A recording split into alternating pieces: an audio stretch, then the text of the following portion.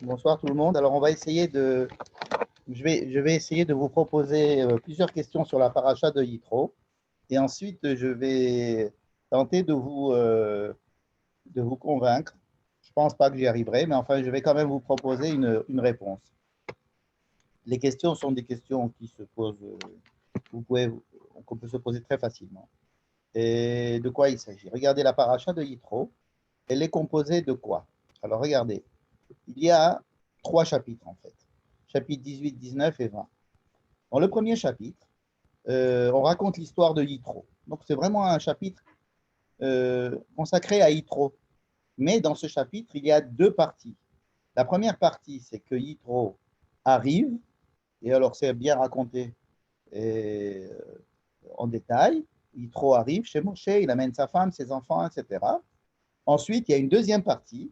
Yitro va donner un conseil à Moshe en lui disant, écoute, c'est pas bien ce que tu fais là, tu as accès à tout le peuple a accès à toi directement, ils font la queue devant toi pour te demander des conseils ou bien des jugements, et tu ne pourras jamais tenir comme ça.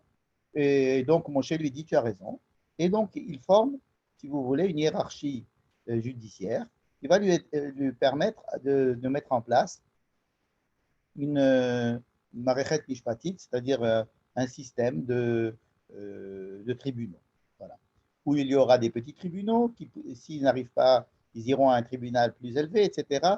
Et vraiment, les cas les plus importants, ils les amèneront à Moshe. C'est quelque chose que l'on connaît très bien. Et comme ça se finit ce chapitre 18. Ensuite, on passe au chapitre 19. Le chapitre 19 est très difficile à étudier au niveau du chat, parce que ce sont des préparatifs, j'ai appelé ça des préparatifs à ce qui va se passer sur le mont Sinaï. Ils sont tous au mont Sinaï, le peuple est arrivé au mont Sinaï, et il y a des versets qu'il est très difficile à mettre en ordre chronologique. Dieu descend sur la montagne, il appelle Moshe, il dit à Moïse de monter, ensuite il dit de redescendre, ensuite ensuite il dit de remonter, ensuite il lui dit de redescendre et de dire au peuple certaines choses. Moshe lui dit, mais on leur a déjà dit ça. Et alors il remonte, et puis après on ne sait plus où Moshe se trouve au moment où Dieu va donner les 10 commandements. Mais, alors il y a plusieurs avis, c'est pas qu'on ne sait pas, c'est qu'il y a plusieurs avis. Soit il était avec le peuple, soit il était au milieu de la montagne, soit il était au sommet de la montagne. Et exactement ce qui s'est passé, c'est très difficile à comprendre au niveau du pshat, avec les psukim. Alors évidemment, il y a beaucoup de commentateurs, il y a des midrashim, il y a des avis qui vont nous raconter l'histoire à leur manière, mais le fait qu'il y en ait plusieurs montre bien que ça n'est pas clair dans le texte. Alors j'ai appelé ça tout ce chapitre-là, le chapitre 19, les préparations, les préparatifs au Mahamad Har Sinai. Mahamad, c'est-à-dire le, le don de la Torah, sur ce qui s'est passé au Har Sinai. Hein.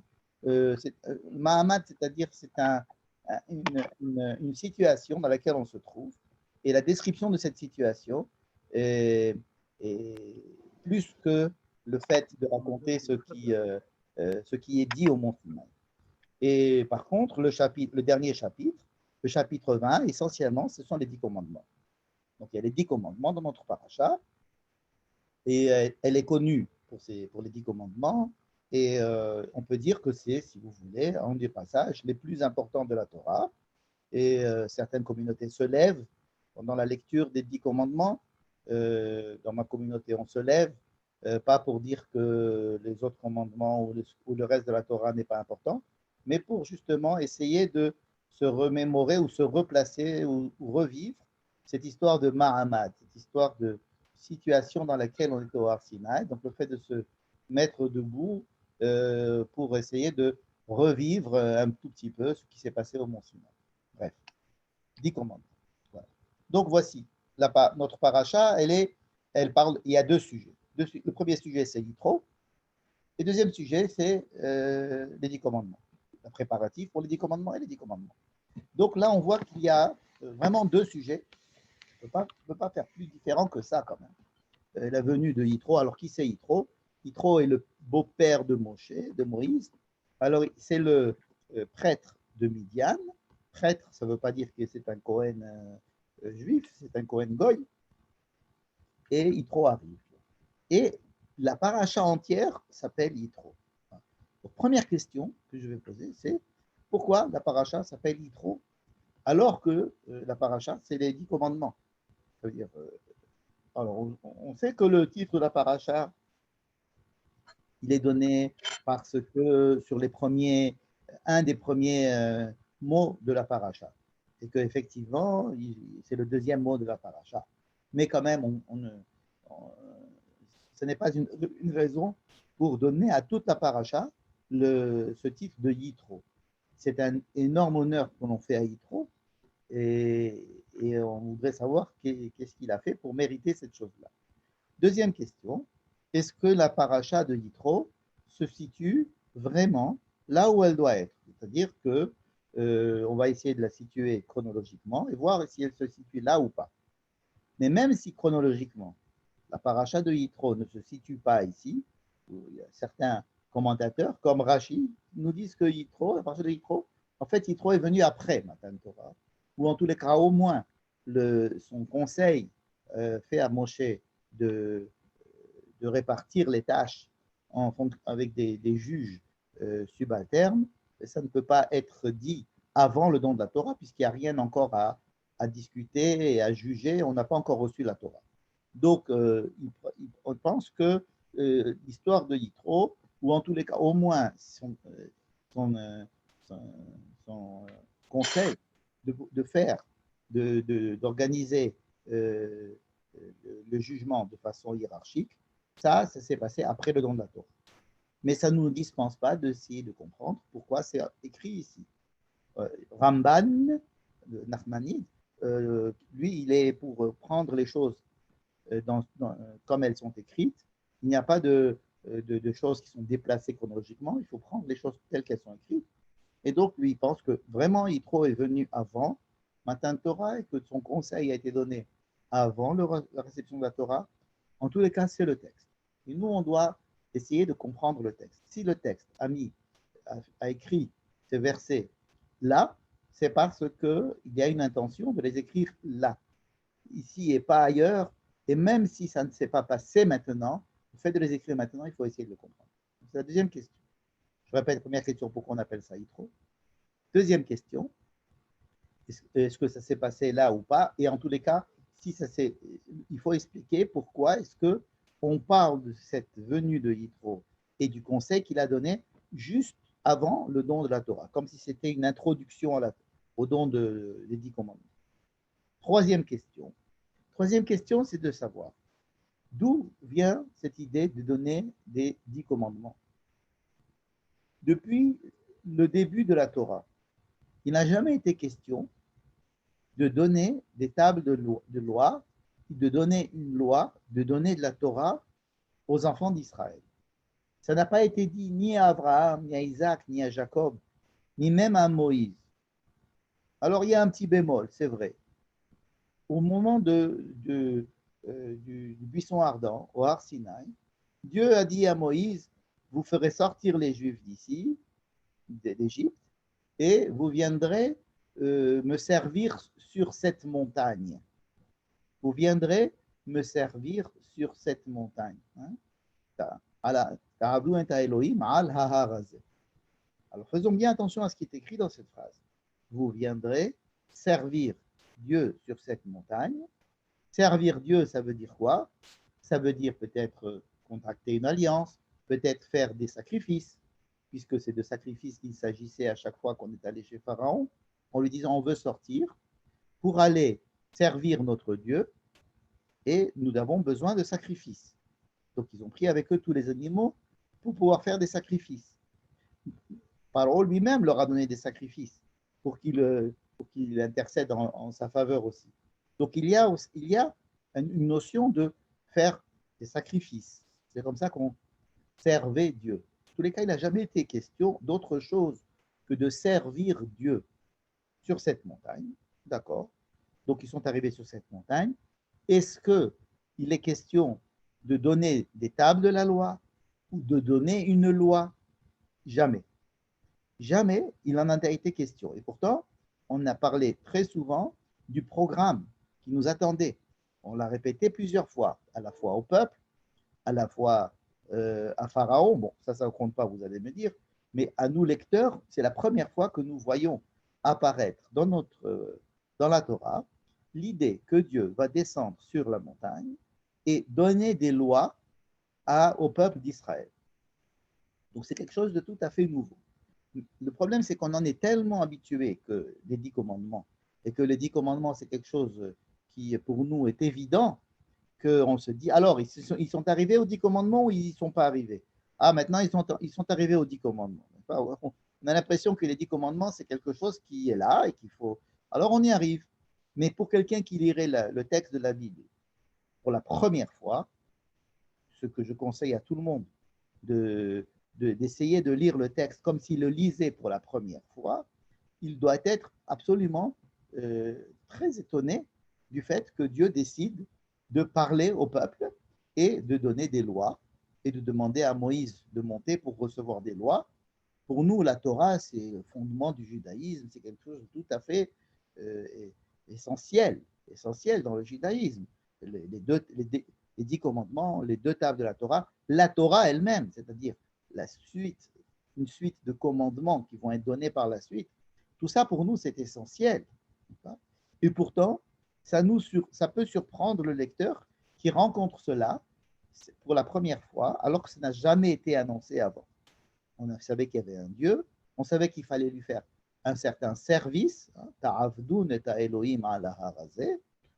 Servir Dieu, c'était quelque chose qui existait chez tous les peuples. Servir un Dieu, plusieurs dieux, ici ou là, on sait que cette montagne, c'est toujours appelé la montagne de Dieu. Donc on se dit que c'est quelque chose qui n'est pas étonnant qu'en arrivant sur cette montagne, on fasse des sacrifices. D'ailleurs, ils vont en faire. Ils vont en faire. Ce n'est pas dit dans notre paracha, mais dans la fin de la paracha de Mishpatim, la semaine prochaine, il y a écrit qu'ils ont fait des sacrifices. Moïse a pris du sang de ces sacrifices. Il en a mis une partie sur l'autel, une partie sur le peuple. Oui, il y a eu des sacrifices, il y a eu du sang, il y a eu ce qu'on appelle la avoda. Hein. Et donc, ça a eu lieu. Par contre, les 10 commandements et la Torah n'ont pas eu lieu. Donc, voici ma question principale. C'est pourquoi les 10 commandements, pourquoi la Torah? Voilà, c'est ma question. Pourquoi donner la Torah? Puisqu'on voulait fabriquer un peuple, on a fabriqué ce peuple, ça a été un accouchement de plusieurs générations, comme on sait. Ce peuple-là, Dieu a voulu qu'il ait une expérience dans un pays étranger, on l'a fait sortir de ce pays étranger, et le programme, c'était d'aller en Israël, d'aller sur la terre des ancêtres. Et puis c'est tout, n'est-ce pas? Il n'y avait rien d'autre qui était prévu. Et donc la Torah, qui est donnée là, est tout à fait surprenante. D'abord parce que c'est là, et ensuite, pourquoi donner, à quoi sert la Torah? Et si la Torah était si importante, pourquoi est-ce qu'on ne l'a pas annoncée depuis le début de l'histoire, depuis soit annoncé à Abraham, par exemple, à Isaac ou Jacob, ou annoncé à Moïse, ou annoncé dans le texte, même si ça n'a pas été dit à un personnage, et ça arrive comme ça.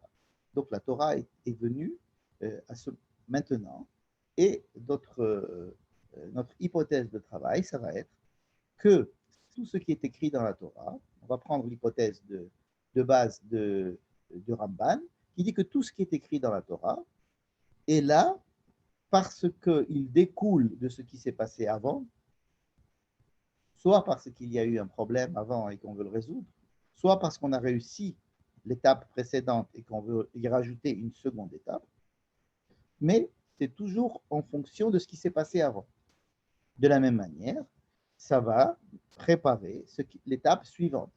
Donc, chaque paracha, chaque histoire, même chaque pasouk, chaque verset est là, est là parce qu'il est, il est à la suite de ce qui était avant et il prépare ce qui va se passer plus tard. Et donc, vous me voyez venir, je vais avec le Rav Tamir Granot faire une proposition. Si Yitro n'était pas venu, on n'aurait pas eu la Torah. Pour digérer ce que je viens de dire, je vais prendre un peu de thé, si vous permettez. C'est-à-dire que l'histoire de Yitro ici, elle se trouve ici, juste avant le don de la Torah, parce que il est une étape qui précède le don de la Torah, dans le sens où si cette étape n'avait pas existé, on n'aurait pas eu le don de la Torah. Peut-être on l'aurait eu plus tard, c'est possible, mais alors dans ces cas-là, il aurait fallu précéder le don de la Torah par une histoire équivalente à celle de Yitro. Voilà, donc ça c'est ma proposition. Et maintenant, je vais essayer de l'étayer. Et dans tous les cas, même si je ne vous convainc pas de cette chose-là, nous allons en tirer des enseignements qui sont, à mon avis, assez intéressants pour comprendre de quoi il s'agit quand on nous parle de Torah. Pas? Voilà, donc je vais vous, après cette longue introduction, je vous invite à ce qu'on lise maintenant le texte.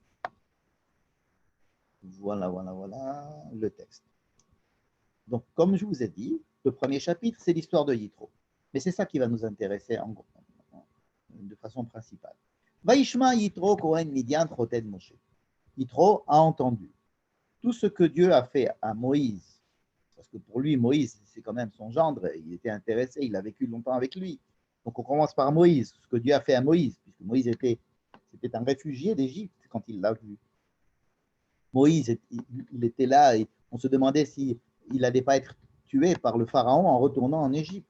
Donc non seulement Moïse n'est pas mort, mais en fait, il est devenu le chef d'un peuple et il est sorti et puis tout son projet a réussi. Donc tout ce qu'a fait Dieu, Elohim, à Moïse et aussi à son peuple Israël, n'est-ce pas? Quoi? Qui aussi Hachem et Israël Mitzrayim, puisque Dieu, cette fois-ci c'est avec le nom du tétragramme, a fait sortir le peuple d'Israël d'Égypte. Alors je sais qu'il y a des midrashim qui vont dire que, en fait, ce qui a déclenché la venue de Yitro, ce sont, et alors là, ça dépend des midrashim, Milchemet Amalek, c'est parce que comme ça vient juste après l'histoire de Amalek, donc la semaine dernière on a fini avec Amalek qui était venu faire la guerre contre Israël, donc peut-être que cela découle, c'est parce que Amalek est venu que Yitro vient, c'est assez logique par rapport à ce que j'ai dit avant, ou bien Kriyat Yamsouf qui aussi précède le fait de la traversée de la mer, c'est ça qui a déclenché, si vous voulez. La question, c'est de savoir pourquoi est-ce que Yitro viendrait maintenant. Pourquoi est-ce qu'il vient maintenant? Ça fait déjà quand même presque 40 jours ou plus que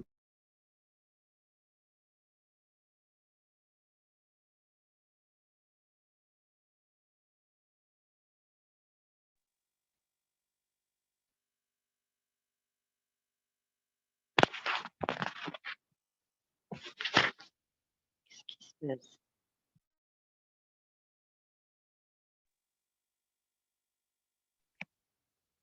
Michel, moi, j'entends plus rien. Et je vois plus rien non plus.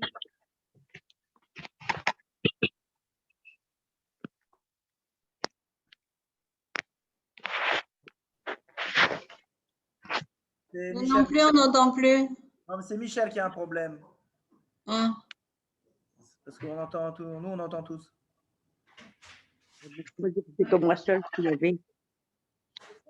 Quoi, on est désormais animateur. Ouais. Ah, c'est mauvais, ça. Voilà. C'est vous les animateurs, les Qu'est-ce hosts. qu'on va faire, nous? Les gentils organisateurs, on est les géos. On va Qu'est-ce faire qu'on va faire? active la vidéo qui nous voit. J'arrive pas? Si, active la vidéo. Ouais, ça marche pas? Non, on ne peut pas activer la vidéo. Voilà, mais on n'arrive pas à s'activer. Tu es en mute, Michel. Michel, tu es en mute. Ça y est. Vous êtes là? Michel, il a repris la main. Ah, Michel a repris la main. Ah, super. On te repasse la main, Michel. On te repasse la main. de vous avoir surpris comme ça. Et je reprends mon texte, une seconde. Le texte, le voici. Et il passe une petite coupure, je m'en excuse. Bien. Donc, voilà. Je fais ça, bon, ça marche pas. Et là. Très bien. Excusez cette petite interruption. Je disais tout simplement qu'à mon avis, le Har Sinaï se trouvait en Arabie Saoudite, c'est-à-dire de l'autre côté du golfe d'Aqaba. Hein, et que la traversée de la mer s'est passée justement à peu près à Nouéba. Bon, c'est ma théorie. En tous les cas, ça correspond bien au fait que Yitro et les Midianites sont en général situés justement vers cette région-là, à l'ouest du golfe d'Aqaba, à l'ouest d'Elat, vers la région de Petra.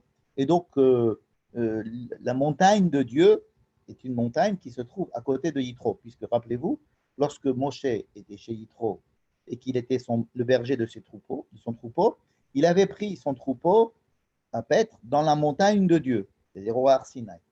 Bref, je referme la parenthèse. Yitro, donc, qui connaît bien le mont Sinaï, puisqu'il l'appelle la montagne de Dieu, et qu'il sait, puisque Moïse lui a probablement raconté qu'il va ramener le peuple justement là, donc Yitro entend parler de la sortie d'Égypte, et il pense qu'il va les retrouver justement au mont Sinaï. Et effectivement, il se trouve au mont Sinaï.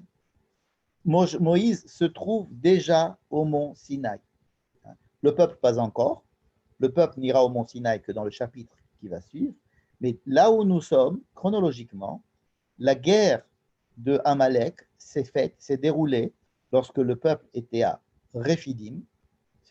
C'est la station d'avant le mont Sinaï, tandis que Moshe était déjà au mont Sinaï. Rappelez-vous, c'est là que Moïse levait sa main ou baissait ses mains selon elles étaient lourdes, etc. Tout ça s'est passé au mont Sinaï. Donc Moïse, avec quelques personnes proches, se trouve au mont Sinaï. Et Yitro vient voir Moïse au mont Sinaï. Et là, il veut probablement non seulement rencontrer Moïse, mais aussi rencontrer Dieu, rencontrer Elohim et rencontrer Dieu. Et il veut peut-être participer à cette chose grandiose dont il a entendu parler déjà depuis plusieurs dizaines d'années, qui devait se passer, qui se passe. Bien, ça c'est le côté, si vous voulez, religieux du voyage. C'est-à-dire un monsieur Yitro qui est très intéressé par tout ce qui est religieux, qui est spécialiste de toutes les religions, et même prêtre dans ces religions, voit que tout ce qu'on lui a dit sur ce Dieu-là d'Israël, c'est quand même quelque chose d'impressionnant, et donc il vient pour se rendre compte par lui-même de ce qui se passe. Et donc il vient justement là où se trouve Moshe, c'est-à-dire au Har Sinaï. Et alors là, on passe à un autre registre. Vaikach Yitro, vous voyez, c'est la suite, le deuxième verset.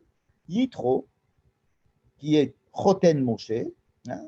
Tout à l'heure, Yitro, c'était le Kohen Midian, Choten Moshe, c'est-à-dire c'était le prêtre de Midian, le beau-père de Moshe. Là, c'est Yitro directement beau-père de Moshe. Pourquoi? Parce qu'il prend Tsipora, c'est-à-dire la femme que l'on connaît être la femme, l'épouse de Moshe. Tsipora Eshet Moshe, c'est-à-dire la femme de Moshe, l'épouse de Moshe. Achar Shilucheha, après Shilucheha. Je ne traduis pas Shilucheha. Pourquoi? Parce que c'est un mot extrêmement compliqué à traduire. Pas parce qu'on ne comprend pas ce qu'il veut dire en hébreu, mais parce qu'il y a plusieurs hypothèses qui peuvent aller pour traduire ce mot-là. Première hypothèse. Shilucheha, c'est Shilucha, en fait. Il faudrait dire Shilucha pour dire son divorce.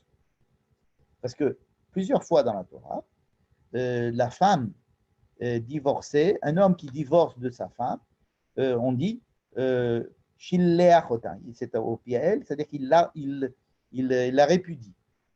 On utilise ce verbe. Donc, première hypothèse, Moshe aurait divorcé de sa femme, Tsipora. On n'en a jamais rien su. Pour nous, on avait quitté Tsipora quand Moshe était venu en Égypte. Après le buisson ardent, il avait pris sa femme, Tsipora, il avait pris ses 2 enfants et il était venu en Égypte. Rappelez-vous, il y a eu une histoire là-bas où il a risqué de mourir, il y avait un ange qui voulait le tuer et Tsipora a sauvé la vie de tout le monde en faisant la Brit Mila au fils qui n'avait pas fait la Brit Mila. Et c'est tout. Et puis après, on n'avait plus entendu parler de Tsipora du tout. Je ne sais pas ce qui s'est passé après. Donc là, il y a un très grand vide au niveau du récit. Et là, on retrouve Tsipora, non pas avec Moshe, mais chez Yitro, son père. Et elle est chez Yitro, son père, avec ses deux enfants, donc les enfants de Moshe, et le texte nous dit après qu'il les renvoyait. Ou alors, deuxième possibilité, Shilucheha, après, pas qu'il ait divorcé, qu'il ait répudié, mais simplement qu'il lui a demandé, étant donné qu'il allait se passer des choses un petit peu dramatiques dans la sortie d'Égypte, il a dit, écoute, peut-être c'est mieux que tu m'attendes chez ton père, en attendant qu'on réussisse ici notre coup d'État, parce que c'est dangereux. Deuxième hypothèse. Troisième hypothèse, encore plus farfelue, ça serait Shilucheha, c'est-à-dire qu'elle lui aurait envoyé des cadeaux. Elle lui a envoyé des mishlochim, et alors après qu'elle lui a envoyé des mishlochim, elle serait venue. Voilà, vraiment, mais ça existe chez des commentateurs très sérieux. Et etc., etc. Il n'y a pas écrit Achare Shilucha, mais Shilucheha, Shiluchim Shela, donc ce qui nous fait. Bref, donc vous voyez qu'il y a beaucoup d'hypothèses. En tous les cas, ce qui est sûr, c'est que la Torah ne nous en a pas parlé jusqu'à maintenant. Et à mon avis, c'est l'une des choses les plus importantes qu'il faut retenir. C'est que la Torah nous dit ici qu'elle ne nous a pas dit ce qui s'est passé avant, or il s'est passé quelque chose avant. C'est-à-dire que Moïse, qu'on a suivi juste à côté, on était juste à côté de lui, on l'a suivi pas à pas, depuis le début, presque depuis le fait qu'il se soit marié, puis qu'il était Midian, quand il est arrivé chez Pharaon, on n'a pas un personnage qu'on a suivi d'aussi près que Moïse. Et c'est vrai, on n'a jamais parlé de sa femme et de ses enfants. Et alors, elle amène aussi ses deux enfants à elle, qui sont ses deux enfants à lui. Et pourtant, il y a écrit qu'il a amené ses deux enfants à elle, dont l'un s'appelle Gershom. Pourquoi? Parce que Moïse, lorsque Gershom est né, il a dit « Ah, j'étais étranger dans ce pays-là ». C'est-à-dire que quand il était à Midian, Moïse s'est rendu compte qu'en fait, il n'était pas un vrai Égyptien, il était aussi un Hébreu. Et donc, il était un peu étranger en terre d'Égypte. On peut dire aussi qu'il est étranger en terre de Midian. Et il a eu un deuxième enfant. Ça, on n'en avait jamais entendu parler de ce deuxième enfant, Eliezer. C'est la première fois qu'on nous dit qu'il s'appelle Eliezer. Et pourquoi? Parce que Moïse, quand cet enfant est né, Moïse lui a dit « Ah, Dieu m'aide. Et Dieu m'a sauvé de chez Pharaon. » Donc, il l'a appelé Eliezer, mon Dieu qui m'a sauvé, qui m'a aidé. Donc, on nous donne des informations tout à fait incongrues. Si on était en train de parler d'un grand prêtre qui vient sur la montagne de Dieu pour essayer de voir de quoi il s'agit, etc. Et là, on parle d'un autre sujet, c'est le sujet de la famille. C'est que Yitro, non seulement il est un grand prêtre, mais aussi c'était le père de Tzipora avec ses enfants, et on apprend des choses dont on ne savait rien. On ne savait pas que Tzipora n'était pas là. Bon, alors imaginez Yitro, un vieux monsieur respectable avec sa fille et ses deux enfants. Quel âge ils ont à peu près? On ne sait pas, mais ils ne sont pas très grands. Ils sont assez jeunes, hein, parce que l'histoire depuis le buisson ardent, depuis le début, ils ont peut-être, en tous les cas, moins de 20 ans. Ça semble, bon, mais peu importe. En tous les cas, l'âge n'importe pas ici. Vayavo Yitro Choten Moshe. J'ai sauté une ligne ici, mais en fait, c'est la suite. C'est pour dire qu'il y a quelque chose qui va se passer là. Vayavo Yitro Choten Moshe, ou Banav, et les enfants de Moshe, Veishto Shel Moshe. Ça commence déjà à être plus, on essaie de faire brancher Moshe sur sa femme et ses enfants. Et la Midbar, donc ils arrivent dans cette montagne qu'on appelle Hara Elohim, qui est le Har Sinaï. Bon. Vayomer El Moshe, donc Yitro parle à Moshe. Je suis ton beau-père et je viens chez toi et je t'amène, hein, voici ta femme, hein, tu la reconnais, hein, Tzipora, tu la vois, et ça, ce sont tes deux enfants, regarde-les, Moshe, arrête de rêver, regarde, ça c'est ta femme, ça c'est deux enfants, les voilà, je les ai amenés. Vayetse Moshe likrat rotno. Eh bien, Moshe sort, il entend que Yitro lui dit, ouais, je suis Yitro, je t'ai amené ta femme et tes enfants et tout. Voyez, tu sais, Moshe, l'ikrat, donc Moshe sort pour rencontrer son beau-père. Il n'a pas écrit qu'il est sorti rencontrer sa femme et ses enfants. Donc il s'est prosterné, qui s'est prosterné devant qui? Probablement Moshe s'est prosterné devant Yitro. Vaïchaklo, donc il y a eu une embrassade. Mais ce n'est pas l'embrassade qu'on croit. Ce n'est pas que Moïse embrasse sa femme, il embrasse son beau-père. Vaïchalu ish lere'u le shalom, donc il se prend salam alaikum, alaikum salam. Vayavo aouela, et ils rentrent dans la tente. Où ils sont passés, la femme et les enfants, dans le texte, ils ont redisparu. Autant ils avaient disparu depuis l'histoire précédente qu'on avait vue dans l'hôtel avec l'histoire de Brit Mila jusqu'à présent, autant là ils apparaissent et ils disparaissent aussitôt. Ils disparaissent, ça veut dire qu'on ne va plus entendre parler d'eux maintenant encore jusqu'à la fin de la Torah. Et donc Moshe est là, il reçoit Yitro, on nous dit qu'est-ce qu'il dit avec Yitro, il embrasse Yitro, sa femme et ses enfants. Rien. Ça ne veut pas dire que Moshe n'a pas embrassé sa femme et ses enfants, mais la Torah n'en parle pas. Et donc là, il lui raconte tout ce qui s'est passé, il lui donne les détails, et jusqu'à ce que Yitro soit vraiment encore plus impressionné de tout ce qu'il avait vu dans les journaux. Et alors, Vaïchad, Yitro, Al-Kolatova, Vaïchad, ça peut être pour dire qu'il est devenu juif, peut-être qu'il s'est converti, en tous les cas, il a dit, eh ben, Baruch Hashem, hein, vous voyez, Yitro, il dit Baruch Hashem, hein, Baruch Hashem, Asher etzil etchem miad Mitzrayim, ou miad par celui qui vous a délivré. Ata edati ki gadol Hashem, maintenant que tu m'as bien raconté ce qui s'est passé, donc oui, il avait besoin d'informations complémentaires. Maintenant, je sais que Dieu est le plus grand des dieux, que le tétragramme est le plus grand des dieux. Ki badavar asher zadou alehem, ça, si je reprends des explications très compliquées et pas claires du tout de savoir qu'est-ce que ça veut dire, badavar asher zadou alehem, c'est-à-dire que Dieu aurait fait aux Égyptiens ce que les Égyptiens ont fait aux enfants d'Israël, mais peu importe, on ne va pas rentrer dans ces détails-là. Ici, Yitro dit bravo, vous êtes les meilleurs, Dieu est super et Dieu est le plus grand. Jusqu'à présent, il disait que Dieu était quand même quelqu'un de respectable, enfin, un Dieu respectable. Et il est venu voir, et là, avec sa longue discussion avec Moïse en personne sur le mont Sinaï, Moïse arrive à le convaincre et là, il lui donne des informations qu'il ne nous donne pas à nous, mais qui donc ont convaincu Yitro que Dieu était un grand Dieu. Et on ne parle pas de Tzipora et des enfants. Je vais vous dire une chose à propos de ce silence de la Torah à propos de Tzipora et des enfants. C'est un silence qui ne peut pas être une omission, parce que c'est un silence récurrent. Je vais vous donner deux endroits où, dans la Torah, on parle des enfants, on pourrait parler des enfants de Moshe, et on ne parle pas des enfants de Moshe. Je vois dans le livre de Bamidbar, bien plus loin. Voici les enfants de Aaron et de Moshe. Voici les enfants, les engendrements d'Aaron et Moshe. Le jour où Dieu a parlé à Moïse. Et voici les enfants d'Aaron, et voici les enfants d'Aaron, et celui-là, il s'est marié avec celle-là, il a eu Pinchas, patati, patata, et c'est tout. Et les enfants de Moshe, rien du tout.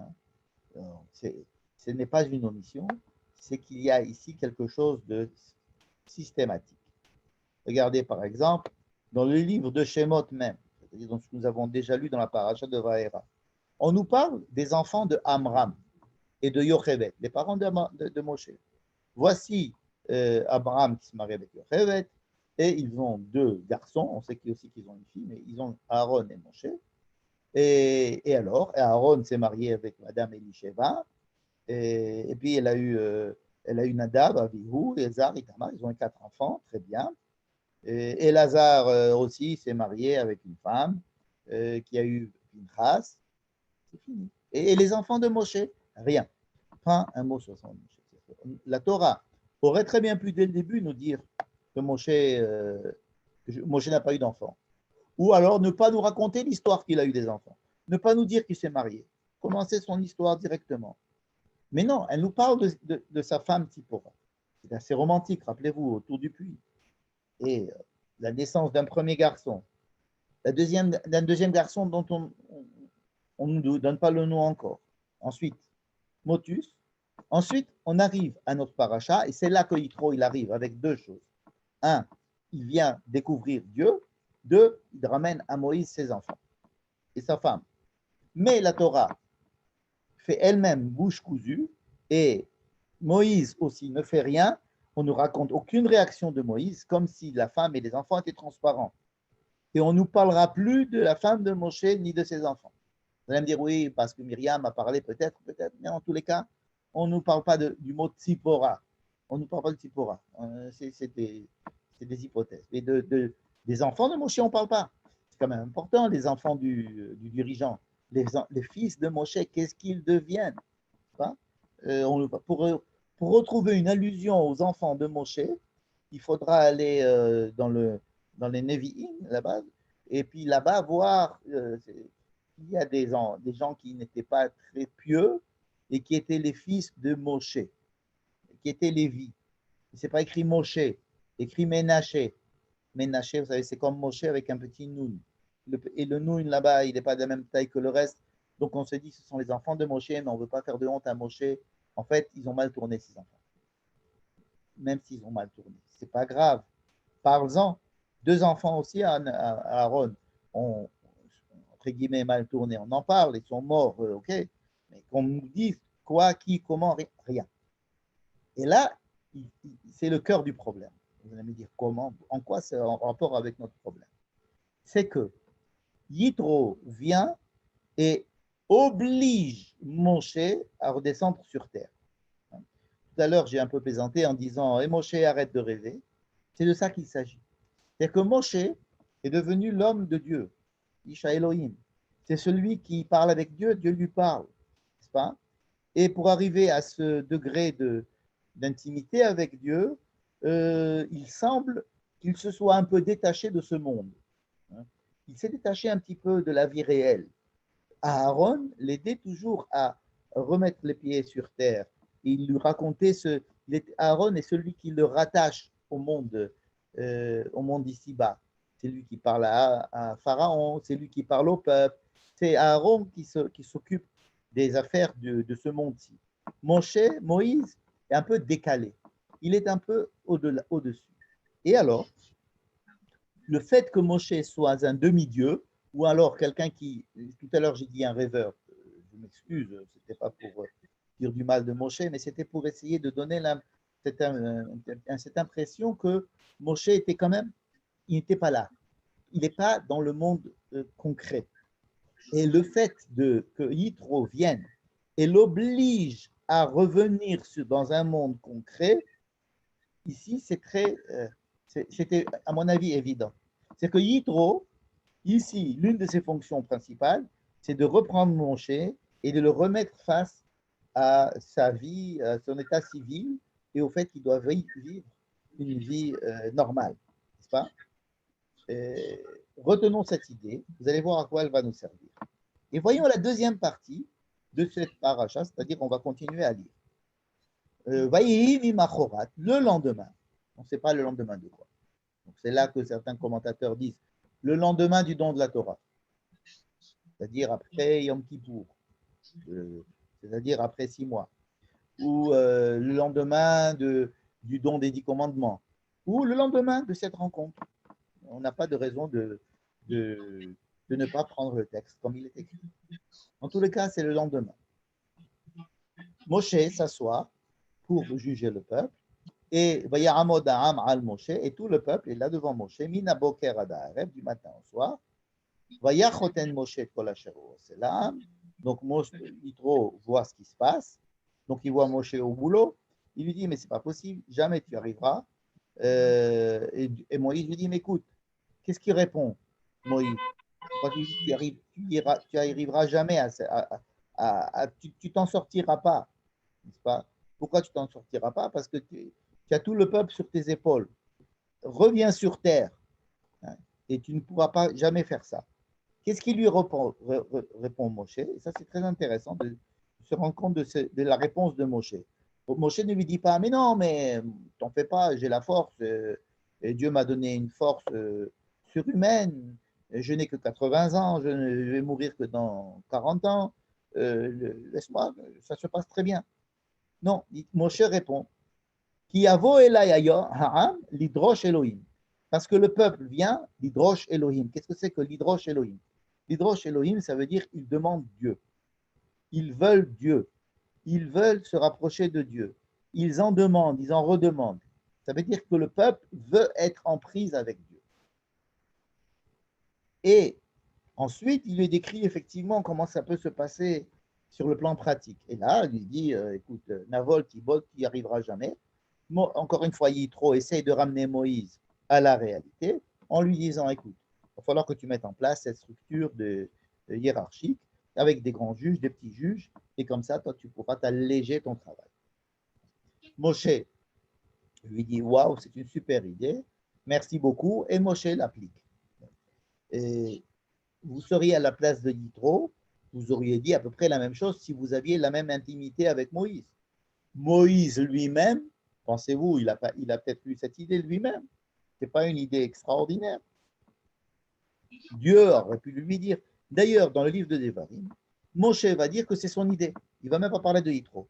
Moshe a dit, c'est à ce moment-là que j'ai décidé de prendre des Saré Alafim, Saré Meot, Saré Alafim et Saré Asarot, Mishim et Saré Asarot, pour dire que c'est Moïse qui a eu cette idée. Et ce n'est pas qu'il a voulu voler l'idée à Yitro, mais c'était une idée assez simple, assez banale, assez logique, qu'une personne ne peut pas rendre la justice à un peuple et il faut créer des intermédiaires afin de transmettre la loi. Et si vraiment quelque chose est important, vous l'amènerez chez Moshe. Ce n'est pas possible que cette idée de Yitro se résume à ça. Parce que ça, encore une fois, ça aurait pu être dit par Dieu, ça aurait pu être, d'ailleurs Dieu va le dire, nommer des juges, Shoftim Veshoterim. Moïse aurait pu avoir l'idée, le peuple, ça va, ils ne sont pas si bêtes que ça, les Juifs. Donc on avait besoin d'un Yitro qui vienne nous enseigner cette chose-là. Et qu'est-ce qu'il vient nous enseigner? Et c'est là que commence la réponse. Jusqu'à présent, on n'a fait que lire le texte. Quelle est la proposition du Rav Tamir Granot, que je rappelle encore une fois, et que je voudrais vous soumettre? C'est que il y a, on va appeler ça deux états. Un état idéal et un état qui est plus en relation avec la réalité. Enfin, l'état idéal, c'est quoi?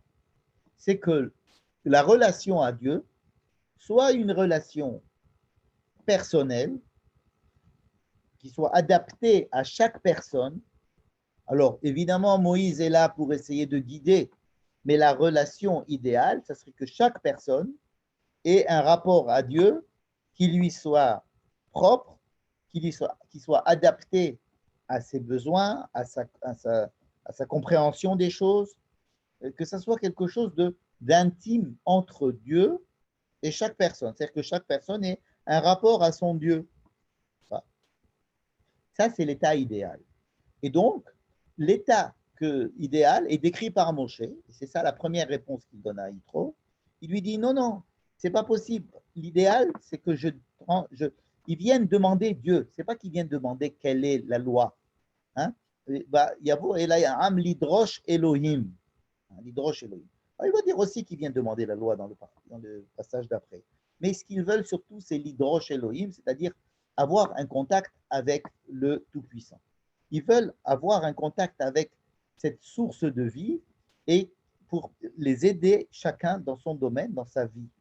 Et pour cela, il faut avoir un rapport particulier avec Dieu. Donc, ici, on ne peut pas avoir un rapport avec Dieu, donc on l'a avec Moïse. Mais Moïse, en tant que représentant de Dieu devant eux, va leur donner réponse adaptée à chacun.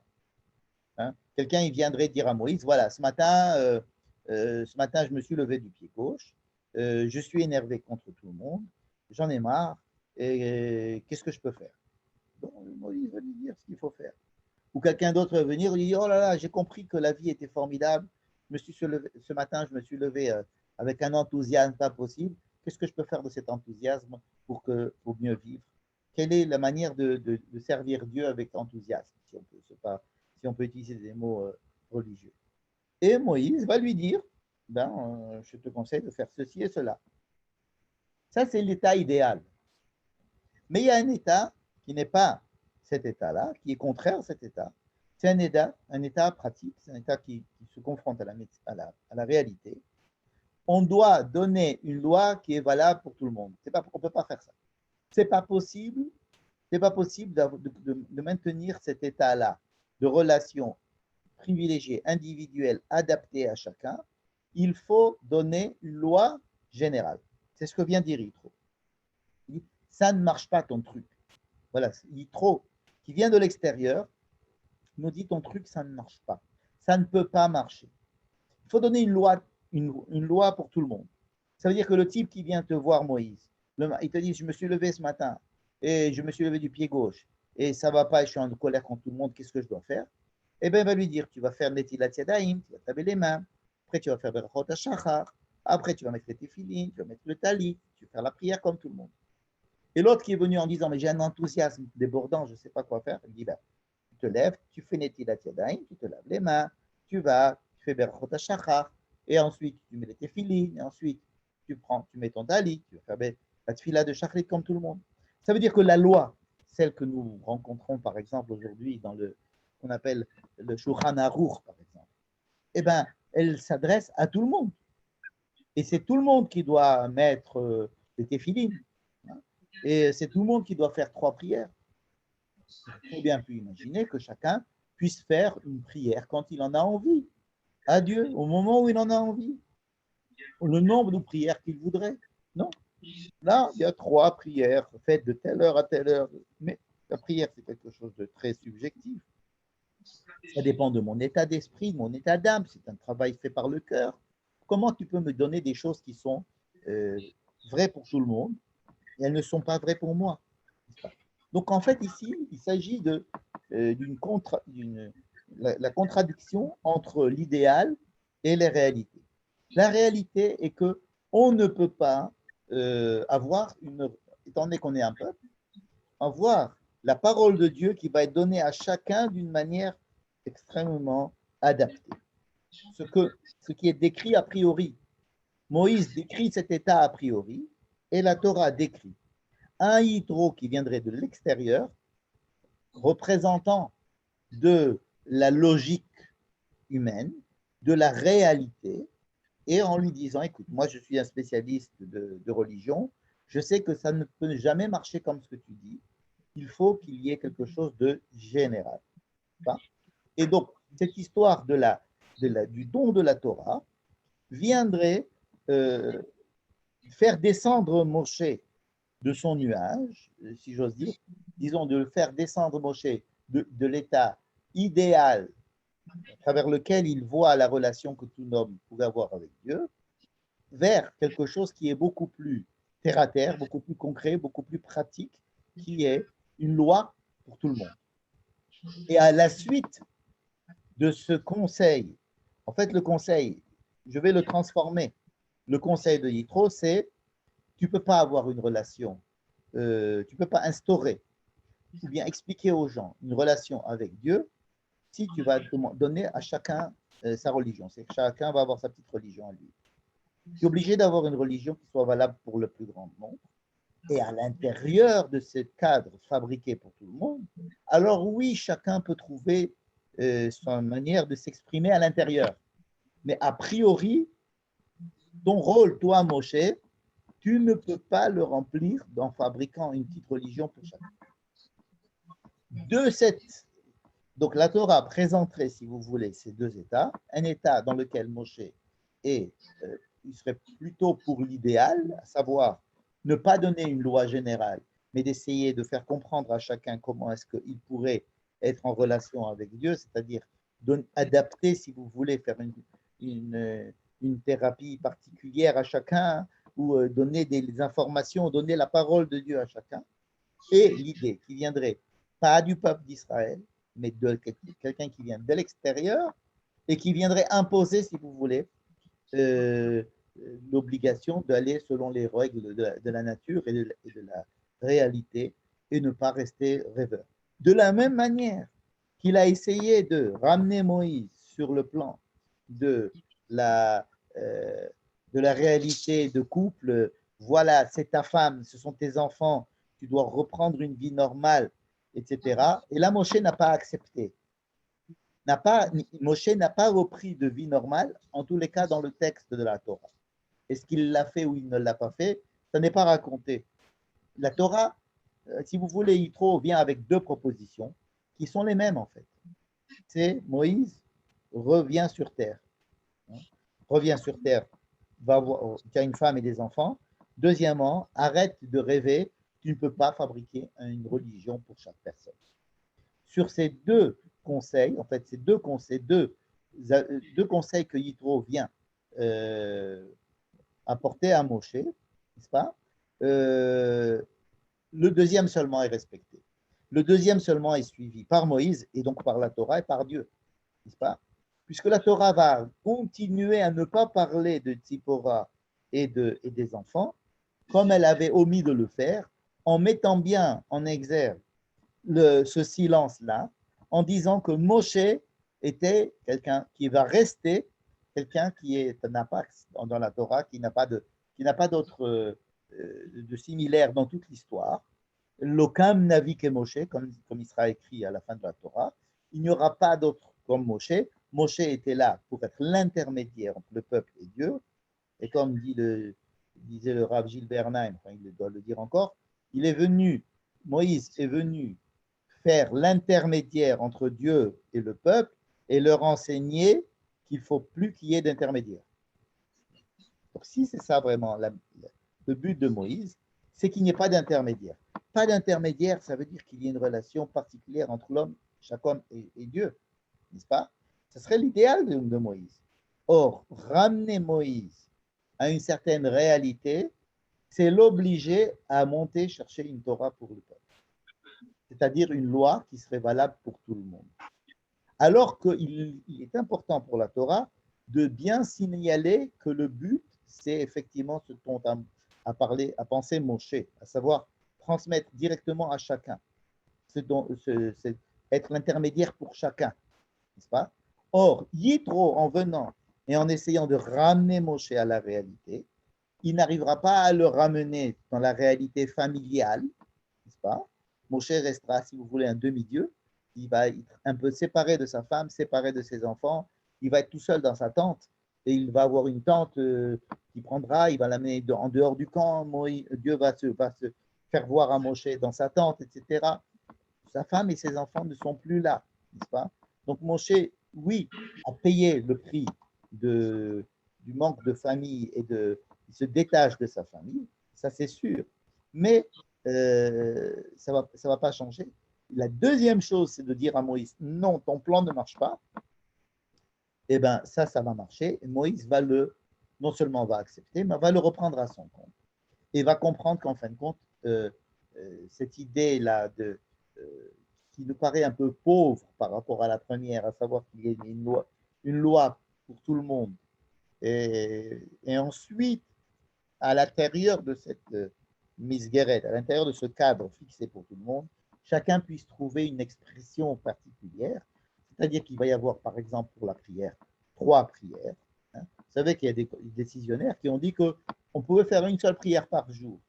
Ça n'a pas été retenu par la halakha, il faut faire 3 prières par jour, par shachrit, mincha et arvit, et avec des mots qui sont écrits, avec des horaires, avec des textes, et ce carcan, si vous voulez, va être là pour faire rentrer la personne à l'intérieur de ce grand carcan qui est le peuple d'Israël et la Torah d'Israël, et puis on va lui demander maintenant dans ce carcan de pouvoir exprimer quelque chose de tout à fait personnel.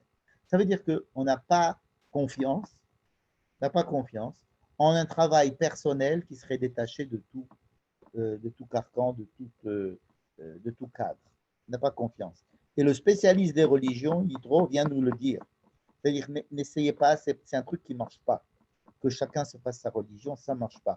Que chacun se fasse sa morale, ça ne marche pas.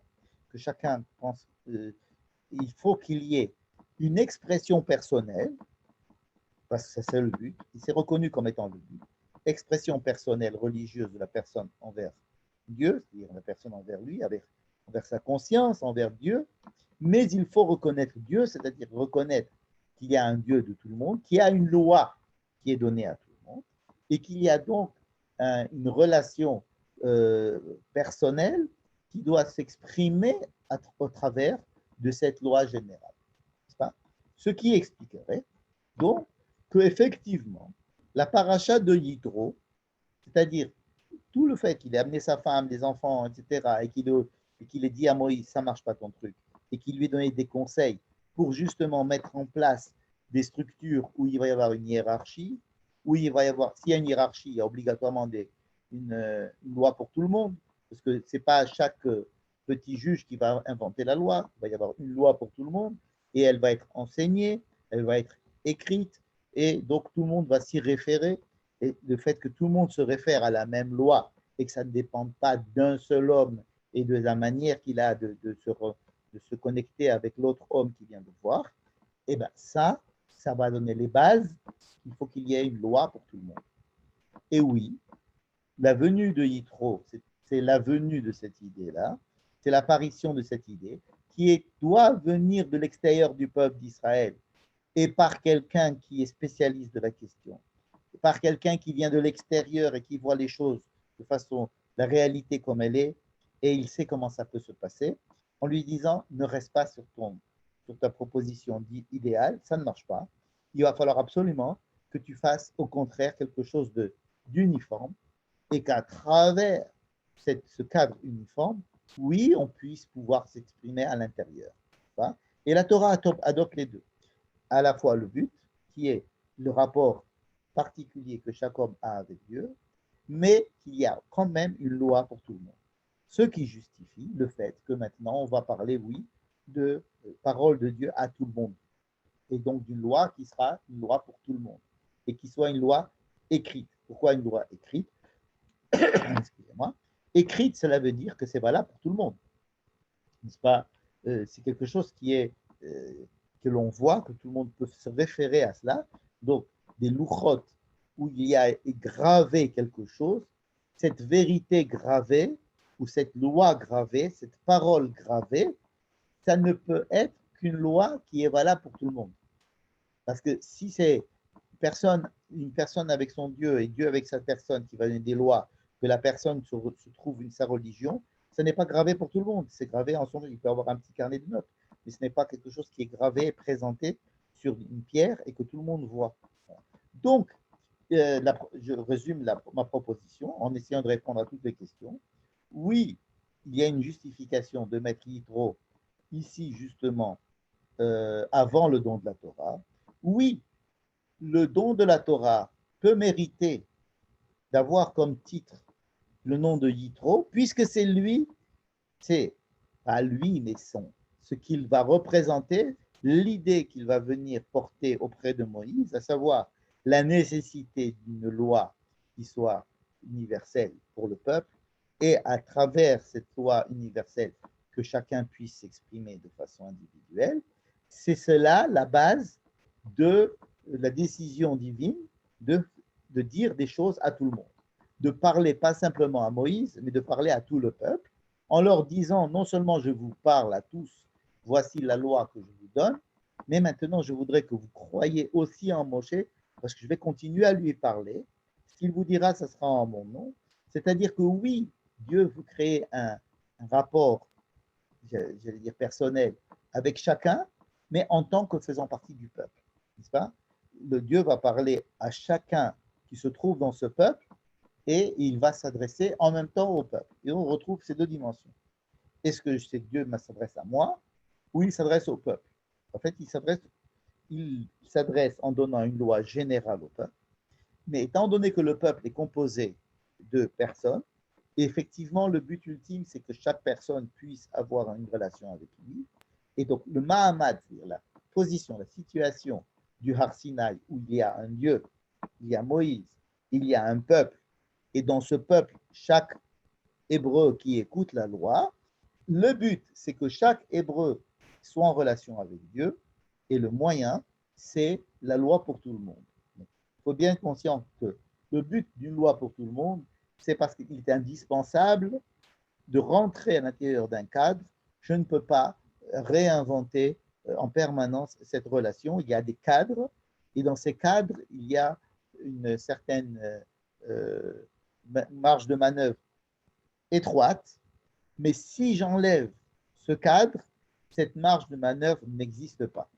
Contrairement à ce qu'on pourrait croire, c'est-à-dire je suis libre d'avoir la relation que je veux avec le Dieu que je veux quand je veux, et c'est moi qui détermine les lois. Cette liberté est une fausse liberté.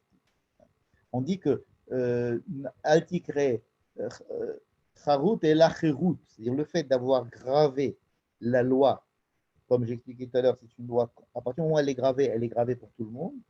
Ça, c'est la seule possibilité de pouvoir exprimer ma liberté. Il n'y a de liberté qu'à l'intérieur d'un cadre bien établi. Et c'est le principal enseignement qui est donné après la sortie d'Égypte, la sortie d'un esclavage. Est-ce que l'homme pourrait être libre? Oui, il va être libre de tous les esclavages, mais il rentre, si vous voulez, dans ce cadre qui est un peu un cadre kfiadatit, hein. C'est quelque chose qui est pesant, hein, et il y a un cadre, oui, il y a des choses à faire, il y a des choses à respecter, même si je ne les comprends pas, même si je n'arrive pas à m'exprimer complètement dedans, même si elles ne sont pas adaptées tout à fait à moi, je suis obligé de respecter ce cadre-là afin de préserver la possibilité d'être libre à l'intérieur. Autrement, toutes les autres libertés, ce sont que des aliénations qui sont déguisées en liberté. Et c'est peut-être l'un des principaux enseignements de notre paragraphe, de se dire que oui, je ne vous ai jamais parlé de Torah jusqu'à présent, parce qu'effectivement, il fallait d'abord arriver à cette volonté de rentrer en relation avec Dieu, et ensuite, pour mettre en pratique cette relation que je dois avoir avec Dieu, je donne la Torah comme un moyen. Les mitzvot sont des moyens. Ce sont des moyens de quoi? D'essayer d'ouvrir l'homme au monde, d'essayer d'ouvrir l'homme à Dieu, d'essayer d'ouvrir l'homme vers la volonté de Dieu. Et les mitzvot sont, comme on vient de le voir, uniquement que des moyens. Mais ce sont les seuls moyens possibles pour le peuple juif, pas pour les autres peuples. Pour le peuple juif, les seuls moyens, ce sont les mitzvot. Mais ce ne sont que des moyens. Il faut aller au-delà. Il faut chercher quelle est la volonté de Dieu à travers ces mitzvot, étant donné que ces mitzvot sont là parce que c'est pour mettre le cadre dans lequel je vais chercher quoi faire. Et voilà, j'arrête ici mon exposé. J'espère que j'ai répondu à la question que j'ai posée à la base. Je ne sais pas si je vous ai convaincu. En tous les cas, je vous ai, j'espère, apporté des éléments de réflexion à ce sujet. Voilà, je vous donne la parole si vous voulez poser des questions. Michel, j'ai une question, hein, dans ce que tu dis là, le cadre, etc. Ça se voit bien, mais où tu vois dans le texte qu'il parle de liberté après d'avoir une relation dans ce cadre-là? Ramener ce midrash qui dit Altikre Charut et la Cherut à la Luchot, Ouais. c'est-à-dire que l'histoire de Charut, gravé, c'est le même mot que libre, Cherut. Et on nous dit ne lis pas le mot gravé, mais lis le mot libre. C'est une. Donc c'est dans la Torah, c'est dans une midrash, c'est pas dans la Torah. C'est pas une phrase qui est écrite dans la Torah, hein, c'est une phrase qui est dans les midrashim.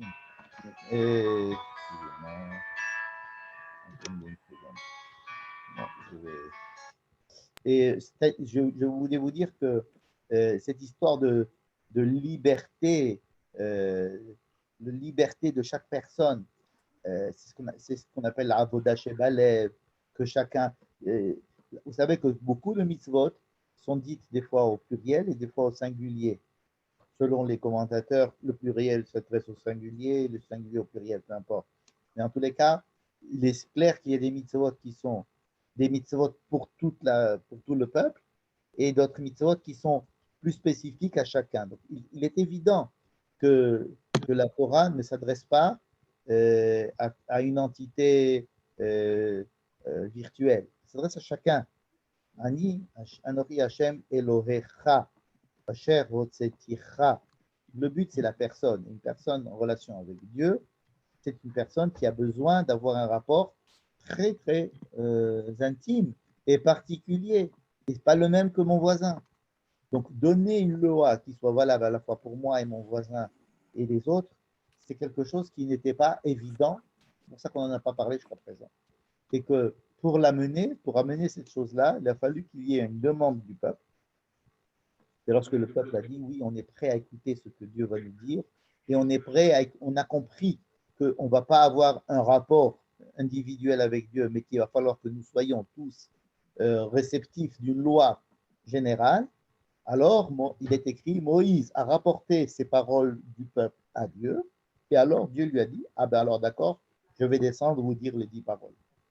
Mais il y a d'abord, Vayachev Moshe et Divrei Ha'am El Adonai, c'est-à-dire le peuple a été conscient de cette chose, qui était très importante, qui est qu'ils doivent avoir un rapport avec Dieu. Et ensuite, ils disent, nous sommes prêts en tant que peuple, nous sommes prêts à recevoir la parole de Dieu au peuple. C'est là que Dieu fait de grands chidouches et dit, tu sais quoi, j'ai une idée, je vais descendre sur la montagne et je vais leur dire les 10 commandements. Ça ne s'est pas fait avant. Et les choses, comme elles sont amenées comme ça, elles nous font un peu mieux comprendre, il me semble, la raison de chaque chose, n'est-ce pas? La Torah, ça n'était pas prévu dès le départ, hein? Et comme la plupart des choses n'étaient pas prévues dès le départ, et elles sont amenées grâce à l'étape que nous avons vue avant. Et Yitro, c'est l'étape qui a amené la Torah, j'espère que je vais expliquer ça. Oui, vous avez des questions? Oui, Michel, bonsoir, c'est Francis. Oui, bonsoir, Francis. Alors, est-ce qu'on peut dire que pendant ces 40 jours, le rapport à Dieu s'est radicalement modifié? Oui. C'est-à-dire que avant ce rapport, il était direct, mais enfin, on ne sait pas très bien comment il était géré. Dans un premier temps… Tu as suivi le cours de la semaine dernière. On a étudié cette évolution du rapport à Dieu. Par exemple, le fait que chaque personne dise j'ai soif, j'ai faim, que la manne descende pour chaque personne, que chacun il trouve sa quantité de manne, pas plus, pas moins, et qu'il la prenne. Il y a une évolution dans toutes les étapes que nous avons vues la semaine dernière, dans l'apparition de Dieu, de le rapport que l'homme avait avec Dieu, qui est à la fois de créer un peuple et à la fois de donner la nécessité pour chacun d'être en relation avec Dieu. D'accord. Mais ma question est la suivante, c'est est-ce qu'on peut dire que la chose explose en 3 parties? C'est-à-dire un rapport direct, qu'on pourrait appeler la croyance, le cérémonial, c'est-à-dire les ordres qui vont être donnés des matzot, de la brit mila, etc. Et le 3e élément, celui dont on vient de parler aujourd'hui, c'est-à-dire la législation ou ce qu'on peut appeler aussi la normativité, c'est-à-dire le rapport horizontal et le rapport à l'autre. Oui, tu peux. Je pensais que tu allais dire en 3e mon rapport au peuple. Mais oui, bien sûr, tu peux dire ça. Ce sont les mêmes idées dites avec d'autres mots. Oui, avec plaisir. Mais tu peux dire ça aussi. En tous les cas, c'est un développement. La lecture que je propose, c'est de voir un développement en progression tout le temps du rapport de l'homme par rapport à la connaissance de Dieu. C'est cette révélation. En fait, elle s'est faite dans la semaine dernière dans beaucoup d'autres étapes. Je me rappelle, la semaine dernière, on avait dit que chaque étape, il y avait une révélation.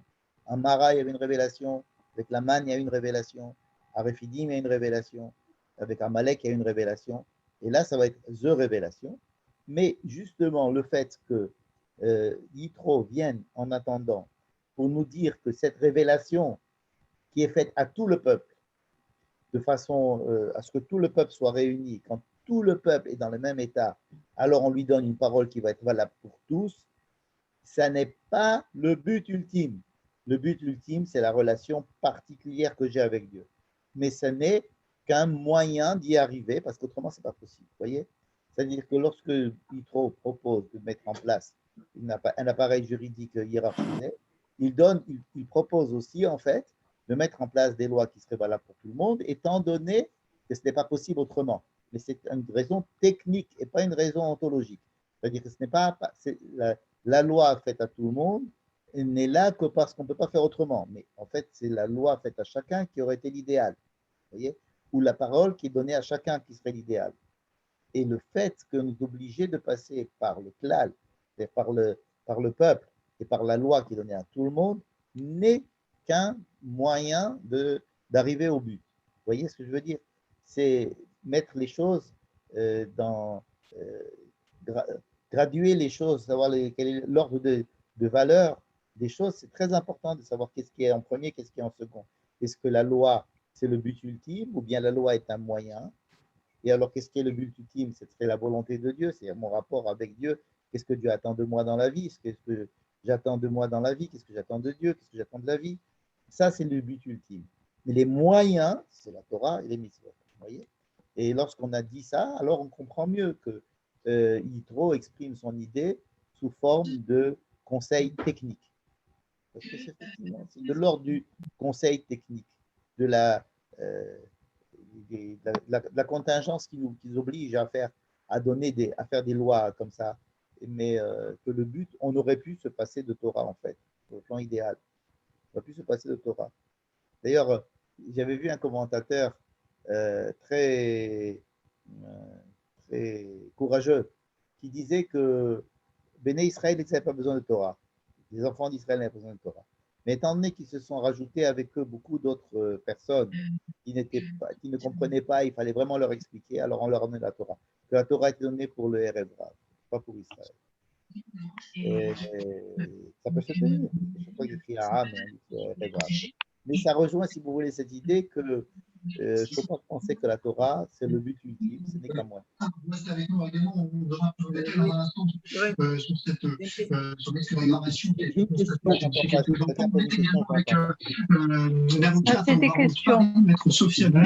une question là, s'il vous plaît, monsieur.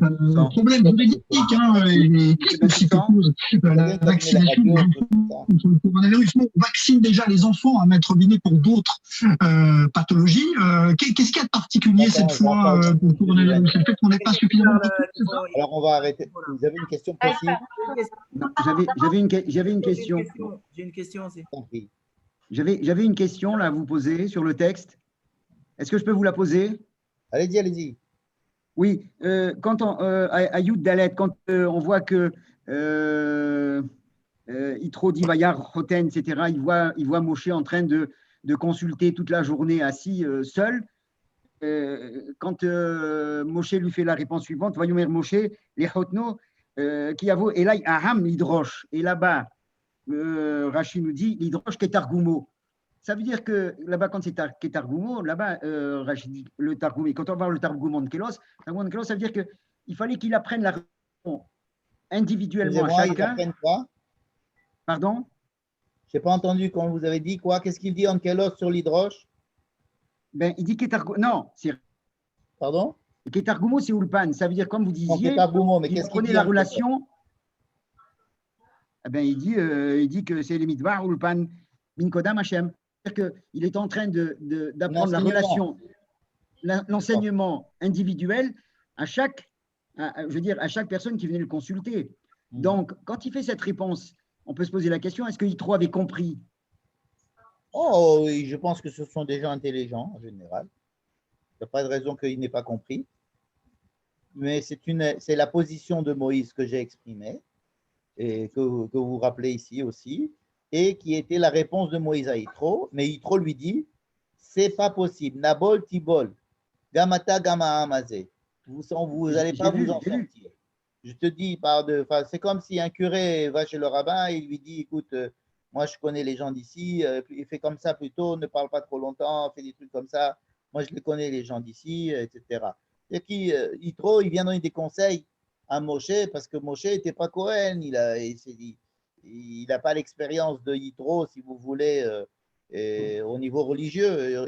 Pourquoi Rachid nous dit que Yitro, il avait fait toutes les religions, il a fait toutes les Avodah Zarah? C'est qu'il avait une grande expérience du sujet. Il a dit, ça ne marche pas.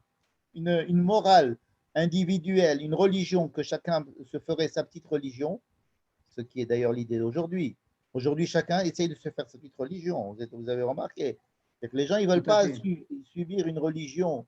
J'ai dit subir, oui, mais c'est vrai, subir. Ils ne veulent pas subir une religion, ils veulent avoir leur religion.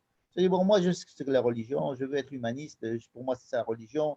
Moi, j'aime bien ma femme et mes enfants et je ne triche pas, c'est ma religion. Moi, je donne de l'argent aux réfugiés africains c'est ma religion. Chacun se fait sa religion. Et là, et là on dit non, ça ne marche pas comme ça. Ça ne marche pas comme ça. Parce que c'est des religions personnelles, c'est jamais clair. C'est jamais clair pour la personne. Même si elle a l'impression que c'est clair, c'est pas clair. Donc, on est obligé de passer par des moyens qui sont moins valeureux que cela, mais on est obligé de passer par ça. On est obligé de passer. Donc, il fallait le faire collectif alors. Oui, dans l'ordre des choses, là, dans ce que tu dis, si on dit que Yitro a convaincu Moshe que sa hashkafa ne peut pas correspondre à la situation du peuple. Mais ensuite, la première fois que Moshe monte, va vers Dieu, en fait, il ne parle pas de ça. Et, il parle pas, il reçoit un programme, c'est Kadosh. Tout à fait. Quand il redescend, alors le peuple va demander autre chose. Mais en fait, on n'a pas l'impression que c'est Moshe qui a été convaincu. On a l'impression que c'est le peuple qui a été convaincu et que c'est le peuple qui a convaincu Moshe et que Moshe est allé demander à Kadosh Baruch Hu qui a été convaincu lui aussi. La réflexion est très, très juste. Il y a ici une évolution qui se trouve chez Moshe et chez le peuple. Comme quoi, des fois, on dit une chose à l'un et ça passe chez l'autre de façon… ils ont été convaincus les deux. Peut-être que celui qui est convaincu le plus, c'est le lecteur, en fait. C'est pour convaincre le lecteur de la Torah qui lit cette histoire avant l'autre pour comprendre quelle est l'évolution et la nécessité d'une chose qui va venir bientôt pour comprendre qu'elle doit venir après. Tu as tout à fait raison dans le texte. Moshe entend ce que dit Yitro, Moshe reçoit l'avis de Yitro. Moshe monte et le seul programme, c'est vous êtes un peuple de prêtres, je suis votre Dieu, vous êtes mon peuple, ce qui avait été dit à peu près auparavant dans la paracha précédente. Et ensuite, le peuple dit on en veut plus, on est capable maintenant d'entendre plus. Qui c'est qui leur a dit? Qui c'est qui les a informés? Est-ce que c'est Moshe? Est-ce que c'est Yitro? Est-ce qu'ils lisaient la Torah en même temps que nous? C'est-à-dire que c'est une évolution qui se fait effectivement chez le peuple aussi, pas simplement chez Moshe. Tu as tout à fait raison, Michel. Bien, on va… Merci beaucoup. Avec grand plaisir, j'espère qu'on a amené quelque chose d'un peu nouveau par rapport à notre étude. Merci, Michel. Et je vous souhaite Merci, de passer une Michel. bonne soirée. Oui. Merci, Michel. Merci, Avec Michel. plaisir. C'était super. Merci, Michel. Merci, Michel. Merci beaucoup à vous. À bientôt. Au revoir. Bye. Au revoir. Bye.